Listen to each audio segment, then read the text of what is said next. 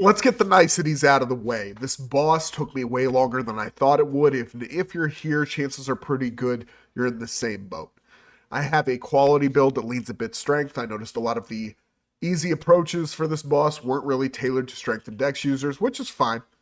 If you have other tips or suggestions how you did the boss and you want to share it, feel free to leave those in the comments. Might help somebody else. My number one tip for fighting this boss, if you're struggling, is use guard counters. Now, my build doesn't set up well for guard counters. If it had, I think this fight would have gone a lot smoother. But what this did allow me to do, this approach, was really sit into every move and see when they finish. Which is how we're going to get through this first phase. Let's take you through the moves. This is the Wolverine. Why? Because it finishes with that classic arms spread, blades out look that takes me back to comic book reading of my youth. It starts with Rellana uppercutting both swords to the sky, and finishes with her reaching and opening the blades against her opponent. A well-timed dodge roll can evade the damage, and we're left with a really nice opportunity to return damage. This move is quick, fairly easy to evade, and easy to see the signs for.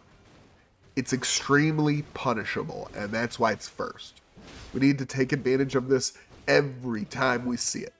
It looks extremely similar in Phase 2, albeit occasionally with an additional strike that a jumping attack can dodge. The next move we are going to take a look at is the Lazy Swipes. This is a slow double swipe from Rellana that as long as we're not in range of, we can punish. And even if we are in range, it doesn't take too much work to get out of the way of these blades and position ourselves for follow-up damage. Remember, the key is punish the moves that are easy to see and leave her wide open. In Phase 2, this comes out a little bit faster and with a magical projectile. So while punishable, it's no longer the gimme that it was in Phase 1.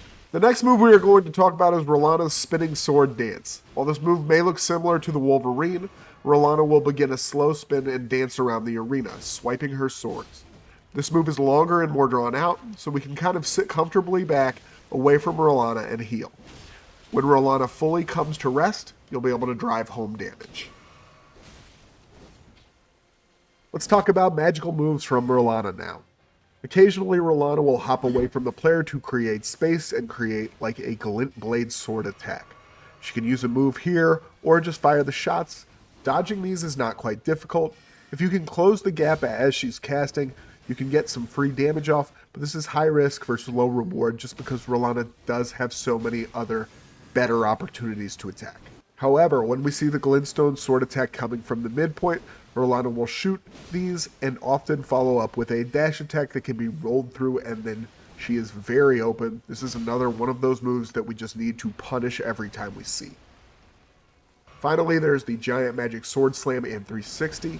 Initially, this move is going to seem intimidating, but this cast time gives us plenty of time to roll from both and set ourselves up for the follow-up damage.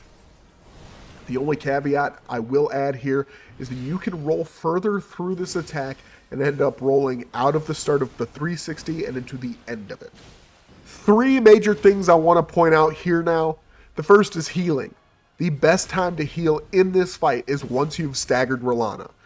You have a window at this point where you can get 2 chugs off before being able to still critical hit the reeling Rellana. The second is after this critical hit. Unlike a lot of other bosses in FromSoft games, you can still get in shots while she's laying on the ground. You need to take advantage of this opportunity every time. Finally, when Rellana makes the stance change from Phase 1 to Phase 2, there is a moment where she unleashes damage. She whips the swords out, boom.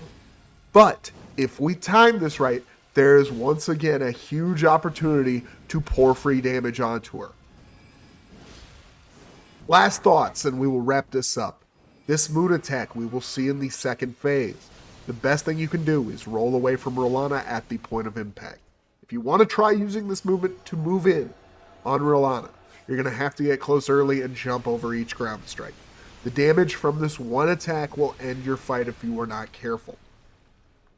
When Rellana stance switches, her very first move will either be magical or fire damage. Neither of these opening moves is worth moving in on in my experience.